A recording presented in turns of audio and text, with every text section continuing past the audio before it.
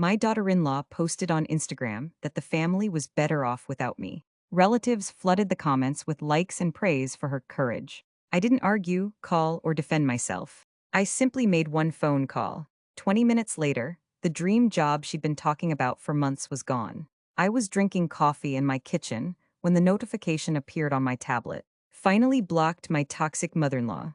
The family is so much better without her drama. The post was from Brooke, my daughter-in-law.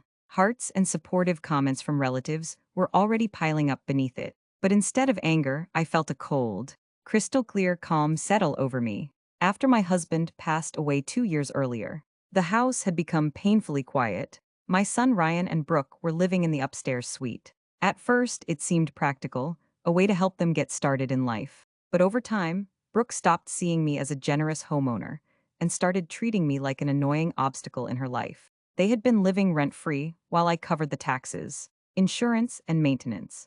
Yet Brooke would still roll her eyes if I asked them not to leave shoes scattered across the hallway. She saw me as a harmless widow who spent her days gardening and had no understanding of the real world. What she forgot was that I had spent 30 years as the head of HR for one of the largest logistics companies on the West Coast. I understood influence, reputation, and consequences far better than she realized. I reread her post about freedom and setting boundaries, and understood immediately that she was cutting off the very branch she was sitting on. So I calmly picked up the phone and called my longtime colleague Heron, who now sat on the board of the agency where Brooke was supposed to start work on Monday. After a brief conversation about old times, I got to the point. You recently hired a new marketing director. I said, Brooke Caldwell, she's my daughter-in-law. He immediately became more careful with his words. There's a serious difference between how she presents herself publicly and how she behaves privately. I continued.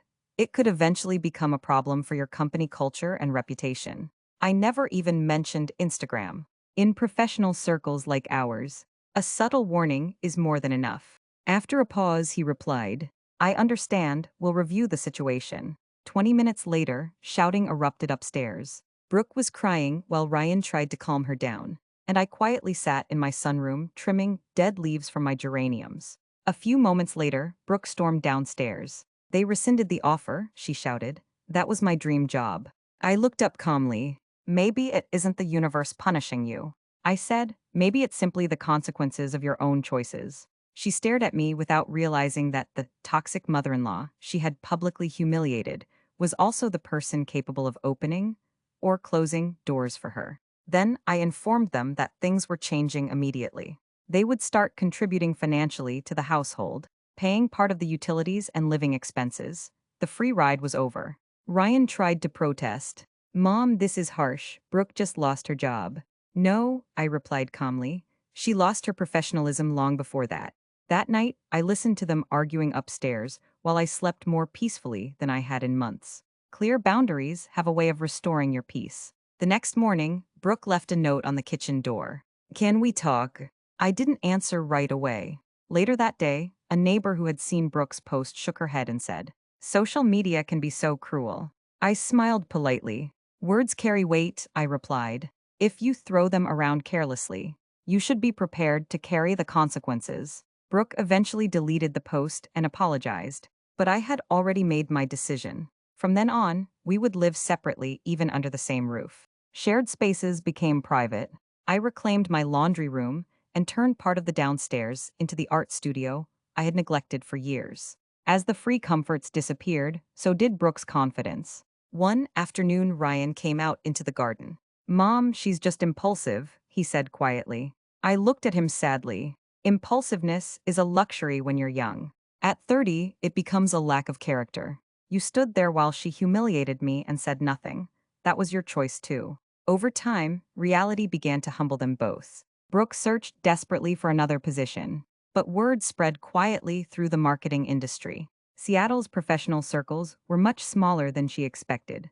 Eventually, she found a lower-paying job at a smaller agency with a much longer commute. Slowly, she began helping around the house, working in the garden, and paying her share of the bills without reminders. One day, she left a basket of vegetables from the farmer's market outside my door with a note. I'm learning that you can't only take from people. You have to give something back too. Later, she asked me to review her resume.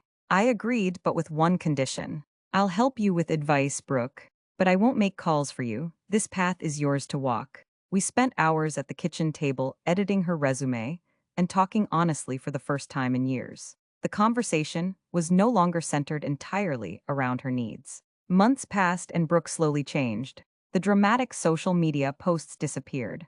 In their place were pictures of the garden, work updates, and simple family moments. One evening, while we sat by the fireplace, she finally said quietly, "I know I lost that job because of you," Ryan told me. The room fell silent. I calmly took a sip of wine. "And how do you feel about that now?" She looked directly into my eyes. "I think it was the best thing that could have happened to me. Back then, I thought I was untouchable. You stopped me before I completely ruined myself." At that moment, I realized the debt between us had finally been settled. A year later, the house feels peaceful again. The relationships inside it are no longer perfect, but they are honest. Brooke no longer posts about toxic people.